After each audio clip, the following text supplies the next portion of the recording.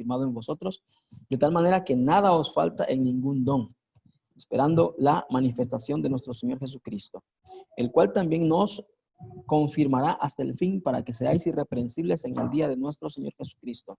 Fiel es Dios, por el cual fuisteis llamados a la comunión con su Hijo Jesucristo nuestro Señor. Y este es el texto central, 1 Corintios 1:10. Os ruego pues, hermanos, por el nombre de nuestro Señor Jesucristo, que habléis todos una misma cosa y que no haya entre vosotros divisiones, sino que estéis perfectamente unidos en una misma mente y en un mismo parecer. Yo me gradué en el año 2004 como docente en español y ejercí 2 años en el magisterio. El primer año en una telesecundaria y el segundo año en un colegio particular allá en Tuxtla Gutiérrez, dando clase de español. Yo soy maestro de español. Me encanta esa área. Y yo recuerdo hablar de pronombres, sustantivos y todas esas cosas medias raras, ¿no? Y les decía a los chicos de secundaria, ¿quedó claro? Y todos los chicos decían, sí. Si quieren, vuelvo a explicar. No, ya está entendido. Y todos los chicos decían, sí, ellos ya querían irse a la casa. Así que yo volví a preguntar, por favor, chicos, ¿está perfectamente claro? Sí, ya querían irse a jugar fútbol. Y yo les decía, ya no tengo que explicar más. No, entonces les decía algo. Entonces ya puedo aplicar un examen. Y ellos decían, no, porque lo que queremos es, sí, ya lo sabemos, ya lo sabemos, ya lo sabemos. Así que estamos listos. Pero cuando decía yo como maestro, entonces viene el examen, decían no. Y esto significa que no lo sabemos. Bueno, imagínense esta circunstancia en esta realidad, en esta pandemia, en esta cuarentena. Yo pienso que domingo a domingo que nos congregábamos con los hermanos, qué bonito, y aquí cantábamos coros preciosos, declarábamos profundas realidades de fe y leíamos la palabra. Yo imagino al Señor en su trono, celebrando la alabanza de su pueblo, diciéndonos, amén, amén, así es, quedó claro, y todos nosotros, amén. Y el Señor nos decía, cantábamos, eres todopoderoso, y el Señor nos decía, así es, soy todopoderoso, y todos decíamos, amén. Y luego entonces viene el Señor y nos permite esta prueba, este virus, esta pandemia. Y es como decirnos el Señor, ya puedo aplicar el examen. Y nosotros decir, no. Pienso que esto es un examen también. Esto que estamos leyendo en la carta de Pablo a los Corintios es una prueba de Dios a su iglesia. Y el problema de este texto es que yo entiendo que la iglesia de los Corintios no estaba pasando la prueba. Este es un examen de parte de Dios a su iglesia, y el problema es que la iglesia no estaba pasando el examen. Porque si ustedes leen toda esta carta e incluso la segunda carta, hay situaciones difíciles, duras, hasta problemas sexuales dentro de la iglesia, aberraciones que hoy yo creo que ni la iglesia más liberal toleraría. Y esencialmente los problemas de la iglesia en Corinto tienen que ver con que no están unidos, no están sirviendo en un mismo sentir, como que cada quien tiene su favorito. De hecho, ustedes más adelantito, ahí en el versículo 11 y versículo 12, hay unos que dicen, algunos de vosotros, dice Pablo, algunos de vosotros dicen, yo soy de Pablo, ¿ok? Otros de ustedes dicen, yo soy de Apolos. Otros se van más arriba. Yo no ni de Pablo ni de Apolos, yo soy de Pedro, de Cefas, del apóstol, ¿verdad? Del príncipe de los apóstoles. Y otros más vivos dicen, yo soy de Cristo. Estos son más espirituales. ¿Cuál es el problema que está pasando aquí? Y por eso el versículo 10 dice, yo les ruego que ustedes, por favor, hablen una misma cosa. Ustedes manténganse unidos. Miren, el problema es nuestro problema también al día de hoy. La iglesia siempre está pendiente de un hilo respecto a las divisiones. ¿Por qué?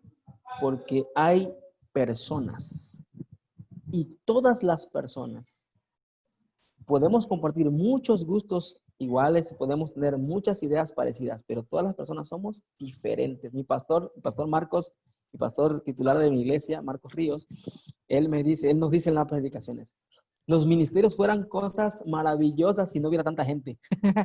Pues sí, porque yo empiezo un ministerio y tengo que trabajar con personas y las personas son diferentes a mí. Y tengo entonces que lidiar, que bregar con un montón de caracteres diferentes a los míos, pensamientos distintos a los míos. Ahora, este problema ha originado a algo que le llamamos el crecimiento de la iglesia. Si ustedes piensan que es un problema que va a destruir la iglesia, no, no, no. Es un problema que ha ayudado a la iglesia a crecer. El problema de fondo es que este crecimiento de la iglesia, el problema matemático de fondo, es que este crecimiento no es por multiplicación, sino por división. Entonces, por eso hay una segunda iglesia, por eso hay una misión, porque hay un grupo que se ha dividido, ¿verdad? Esto es Corinto. Esta es la iglesia en Corinto. Que cada persona cree que eso no es correcto, entonces yo trabajo de otra manera y entonces yo me deslindo de la iglesia. Me recuerda esto al libro de los Hechos, Hechos de los Apóstoles. Ustedes recuerdan, la iglesia primitiva es una iglesia modelo para nosotros. De muchos predicadores, no, Hechos de los Apóstoles está la iglesia primitiva e intentamos como imitar la iglesia primitiva. Pero saben que la iglesia primitiva, excelente, maravillosa, estuvo a punto de dividirse. Una vez se sentaban a la mesa a comer y las mujeres hebreas servían el alimento. Las mujeres hebreas servían el alimento primero a los hebreos y menospreciaban a los gentiles. Entonces, los hermanos gentiles se quejaron a los apóstoles y les dijeron, no es justo, ¿verdad? Miren, las hebreas, miren, el problema doméstico, no es un problema teológico, no es un problema doctrinal, no es un problema de esos que se trabajan con los pastores, no es un problema doméstico, es un problema de diferencia. ¿Qué problema puede ser servir a las mesas? ¿Qué problema? Alguien tiene que servir primero a alguien, pues, pero ese es un problema en la iglesia primitiva y la iglesia primitiva está a punto de fraccionarse por un problema doméstico. Esto no es nuevo, esto está ahí en la Biblia. Pero observe la respuesta de los apóstoles. Bueno, ¿cuál es el problema? Que el problema es que las hebreas sirven primero las mesas de las hebreas y luego las de los gentiles. Y me encanta la respuesta de los apóstoles. Los apóstoles dicen, miren, para empezar, nosotros no vamos a dejar de predicar por servir a las mesas. Eso es maravilloso. Pablo dice, yo soy apóstol de Jesucristo a los gentiles. Y cada uno de ustedes tiene un llamado de parte de Dios. A mí me encanta esto de la Biblia. Tiene que ver con que, hermanas, hermanos de la tercera del centro, cada uno de nosotros tenemos un ministerio. Dios nos ha capacitado. Dios nos ha dado algo muy específico para servir en la obra del Señor. Que uno canta, qué bueno, que cante. Amén. Yo no sé cantar, pues yo hago otra cosa. Que yo ni siquiera sé qué debo hacer. No he descubierto eso, pues descúbralo. Tome su tiempo y descúbralo. Pero usted tiene que trabajar para la obra del Señor. ¿Por qué? Porque usted ha sido llamado por el Señor. Dios seguramente le ha dado por lo menos una capacidad para servir en su iglesia. Y eso dicen los apóstoles. Miren, nosotros no podemos dejar de predicar la palabra por servir la comida. Que a gentiles, que eso no vamos a hacerlo. Tenemos un llamado muy específico. Y la segunda cosa que hacen ellos es, elijan ustedes a 7 varones. 7 varones de buen testimonio, llenos del Espíritu Santo y que sean personas sabias. Alguien habilitó ahí, gracias. Vean estas características. Primero, los apóstoles dicen 7 varones. Y esto me recuerda que los ministerios tienen que ser específicos. Ellos no dicen a 7 personas, a ver si es hombre o mujer, no. 7 varones. Ministerios específicos. Usted debe tener un ministerio específico en la iglesia para edificar la iglesia. Esto es específico. Dios no hace llamados especiales, sí, pero sí hace llamados específicos. En la iglesia yo trabajo como pastor juvenil. Ese es mi llamado, ese es mi ministerio en específico. Hay otras cosas en las cuales colaboro, pero ahí yo no soy el indicado. Hay otras personas que están al frente. Lo que significa que cuando trabajamos el área juvenil, las personas del concilio, por ejemplo, están sujetos a mí, porque yo estoy llamado por Dios a hacer eso. Pero también eso significa que cuando entramos a una reunión, por ejemplo, hay un ministerio que se llama diaconisas y diáconos, y me invitan a veces allí, yo ahí me sujeto a la persona que está. Si la persona me dice, hermano, hoy no va a predicar, pues yo no predico. ¿Por qué? Bueno, porque es un llamado específico que Dios le ha hecho. Por cierto, es un ministerio de laicos, de feligreses. No es pastoral. Y me encanta, me fascina estar con ellos. Y hay otros ministerios, y en distrito, en zona, lo que sea, ¿verdad? Si yo no soy el que está al frente de ese ministerio, yo me sujeto. Son ministerios específicos. Vea cómo esto nos da una idea de cómo servimos en la iglesia, de cómo servimos para la iglesia, a favor de la iglesia de Cristo, a favor del reino. La segunda cosa que me encanta que dicen los apóstoles, que sean personas de buen testimonio. Y si yo hubiese estado ahí en la iglesia primitiva, le hubiese dicho a Pedro, ¿verdad? Apóstol Pedro, solo van a servir la comida. O sea, tienen que tener un buen testimonio. Apóstol Santiago, se trata solamente de lavar los trastes. ¿Ustedes creen que debe tener un buen testimonio? Y Pedro me imagino un poco serio conmigo, diciéndome, sí, así es. Miren, la segunda cosa es, lo que tú estés haciendo en la iglesia debe dar un buen testimonio. Debes hacerlo de tal manera que tu vida refleje que eres cristiano, lo que sea que estés haciendo. Nosotros teníamos un error aquí en la iglesia local, les voy a contar algo. Teníamos un error en la iglesia local, que las personas nuevas que llegaban, el primer ministerio al que lo llamábamos era hacer ujier, decán, esta persona que recibe a las personas, ¿no? Un ujier allá en la puerta, y bienvenido, bienvenida.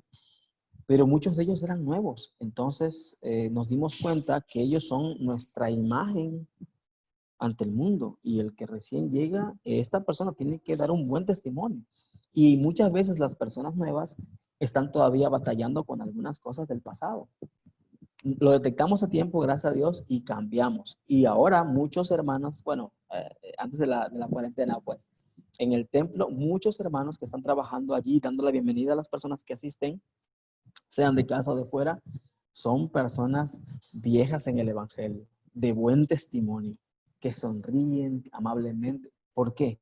Porque no importa lo que usted esté haciendo para el reino de Dios, su testimonio tiene que estar en lo alto.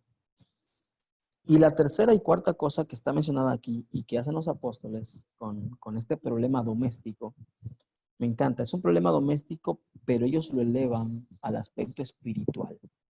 El tercer requisito que ellos piden es que sean varones llenos del Espíritu Santo. Por favor, por favor, no esté en un ministerio y no empiece un ministerio y no colabore en un ministerio a menos que usted esté dispuesto a ser lleno del Espíritu Santo. Su ministerio no tiene que hacerle perder la llenura del Espíritu Santo. Su ministerio tiene que hacer evidente su llenura del Espíritu Santo. Usted mantenga comunión con Dios. Usted mantenga un desafío en los devocionales con Dios. Usted no se conforme con lo que ya sabe, con lo que ya es, con el testimonio hace 20 años conocía a Jesús y qué padre. No, no, no. Usted tiene que ser hoy lleno del Espíritu Santo. Vea, es un problema doméstico, pero los apóstoles en la iglesia primitiva lo elevan a un rango espiritual. Y el último requisito es asunto sabio. Tienen que ser personas llenas de sabiduría. Todo ministerio que ejercemos en la iglesia tiene que ser un ministerio prudente, prudente, prudente. Si en algún momento es necesario no hacer algo, pues no hacemos algo. Ahora mismo ustedes han visto, no sé si en Ciudad de México está pasando esto, pero aquí en el sureste, aquí en Chiapas sobre todo, algunas personas están de manera imprudente, y personas cristianas. Yo no sé si consultan a Dios, pero es evidente que si sales te puedes contagiar, si sales puede haber más problemas para ti, pero ellos están saliendo.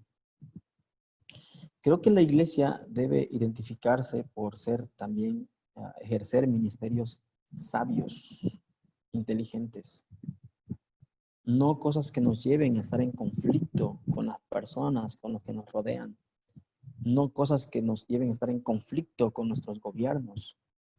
De hecho, acaban de multar a una iglesia independiente aquí en la Frailesca de Chiapas, porque ellos siguen dando culto. Y salió a decir alguien ahí, ¿verdad? Pues si nos multan, que nos multen. Y vamos a seguir haciendo cultos. Y si nos vuelven a multar, que nos vuelva. No sé cuál es el testimonio que estamos dando a las personas. Nuestra iglesia, piense en la tercera del centro, nuestra iglesia es una iglesia que debe ejercer ministerios específicos con personas de buen testimonio, llenas del Espíritu Santo y siempre sabias. El apóstol Pablo, regresando al ejemplo de los corintios, el apóstol Pablo les dice, por favor, ustedes sean unidos. Esta es la misma línea, ¿verdad? Este es el mismo pensamiento. Ustedes sean unidos. Ustedes tienen un llamado de parte de Dios. No hay llamados chiquitos, no hay llamados grandes. Si es de Dios, es de Dios. Si usted se dedica o usted dice, no, pues yo solamente soy el que arregla aquí el sonido.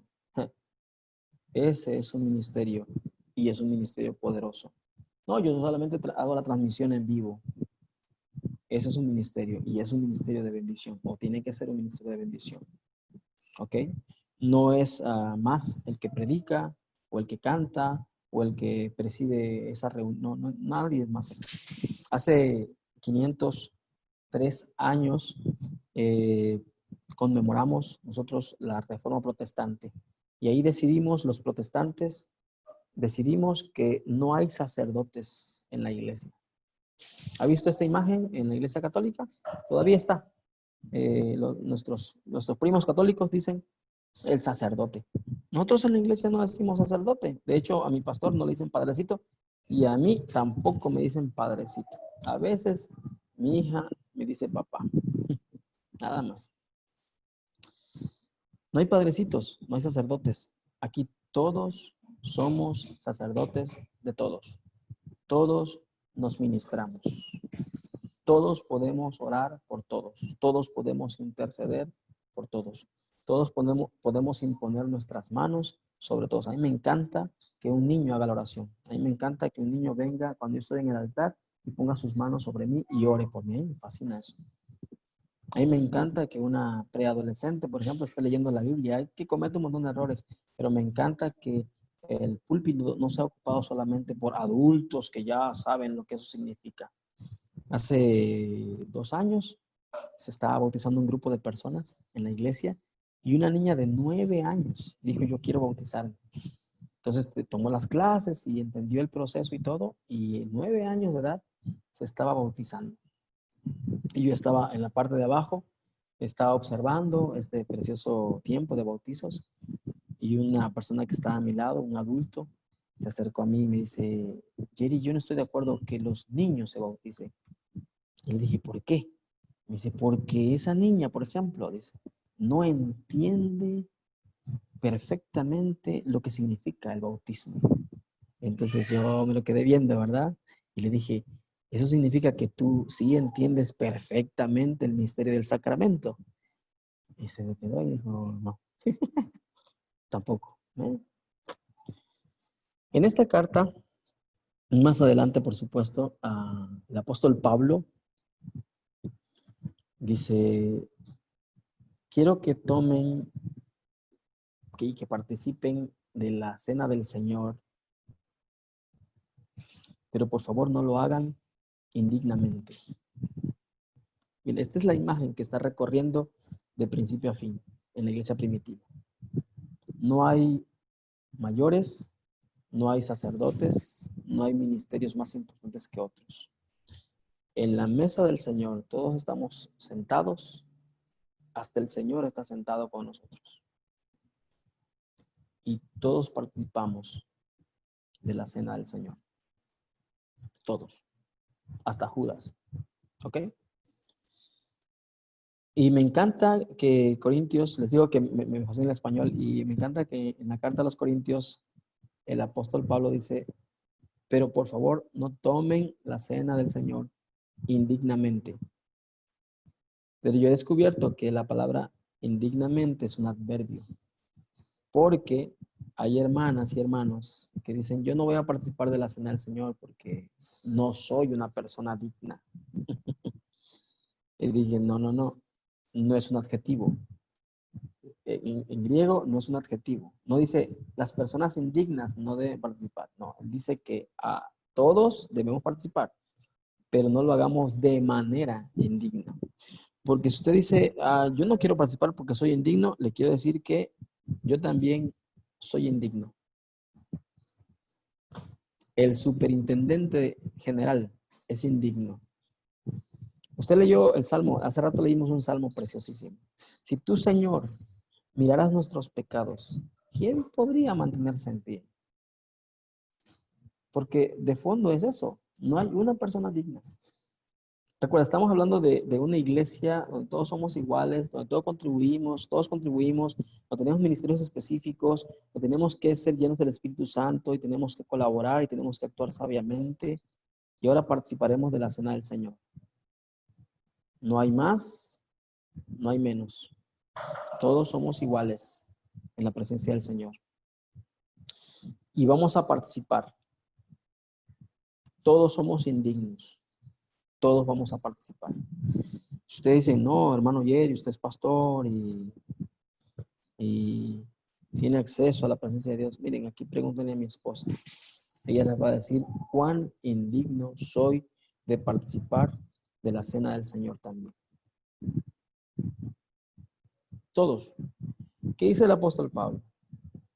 Que debemos participar dignamente, de manera digna.